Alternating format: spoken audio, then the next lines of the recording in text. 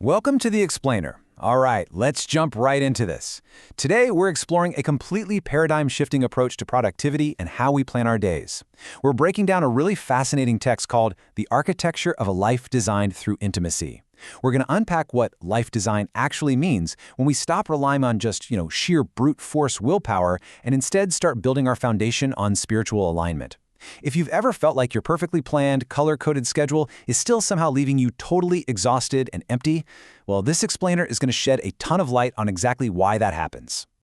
Notice the stark contrast here between our standard, modern approach to productivity and something much, much deeper. On the left, we've got that secular hustle culture we're all super familiar with, right? The color-coded planners, the rigid schedules, those intense morning routines.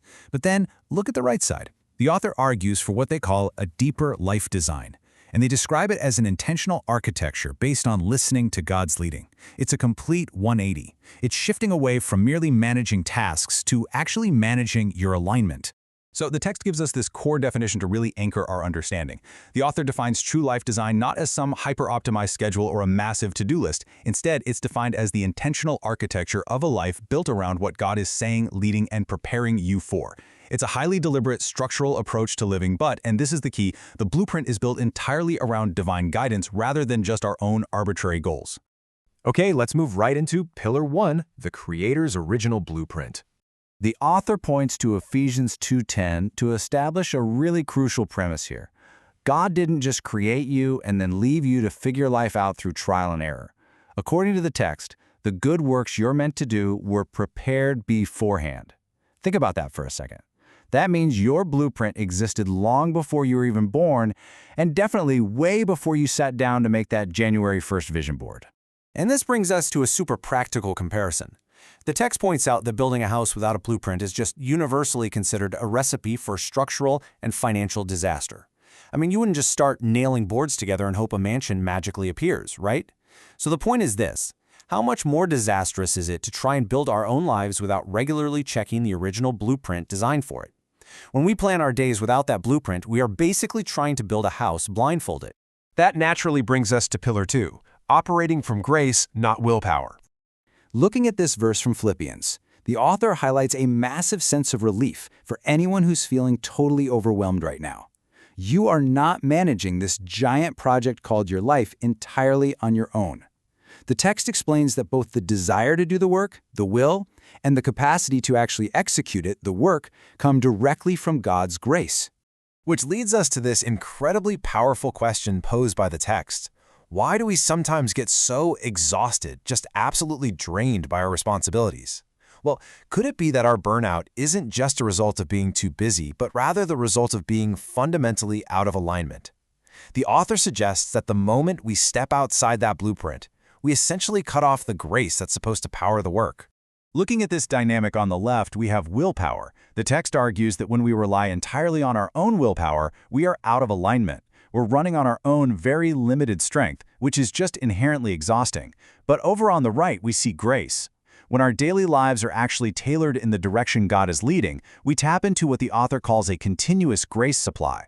The capacity you need is supplied exactly in the direction of His will for you.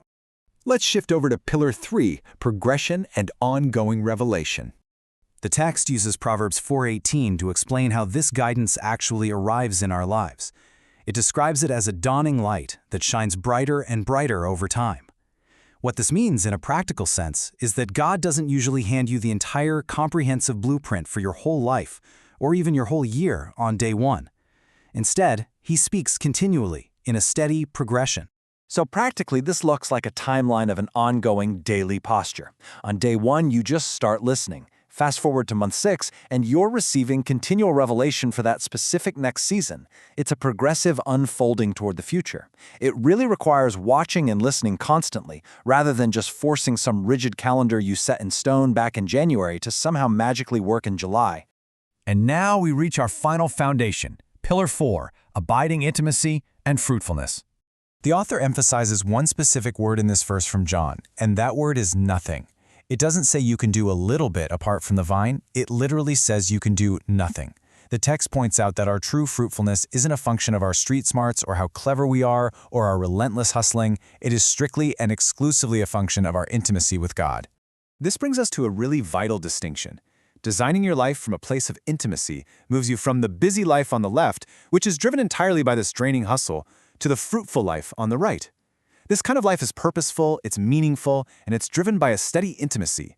It's basically the difference between just spinning your wheels and actually traveling toward a real destination. So how do we put this into practice? Let's look at 3 questions for realignment. To actually realign your life, the author suggests a highly practical 3-step process. Step 1. Review your journal.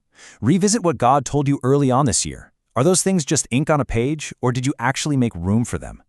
Step 2. Honestly evaluate the last 6 months. Did the way you spent your time actually align with those priorities, or did you kind of drift off course? And step 3. Make adjustments. Figure out exactly what needs to be cut right now to create room for what you're being called into in this next season. Now, I absolutely love this point because it completely takes the pressure off. The text clearly states that the objective here is not a flawless schedule. You don't fail at life design just because a meeting ran 20 minutes late. The actual goal is a calendar that gets adjusted consistently, prayerfully, and deliberately until it reflects God's priorities for you in your current season. Flexibility, guided by intimacy, is the real key here. I want to leave you with this really provocative final thought directly from the author, just to challenge how you approach your schedule tomorrow morning. Take a hard look at your color-coded blocks, your massive to-do lists, and your meetings, and ask yourself this. Does your calendar actually reflect what God has been talking to you about and leading you into? It's a profound question, and it completely redefines what it means to be truly productive. Think on that as you design your week. Thanks for joining me on this explainer, and I'll catch you in the next one.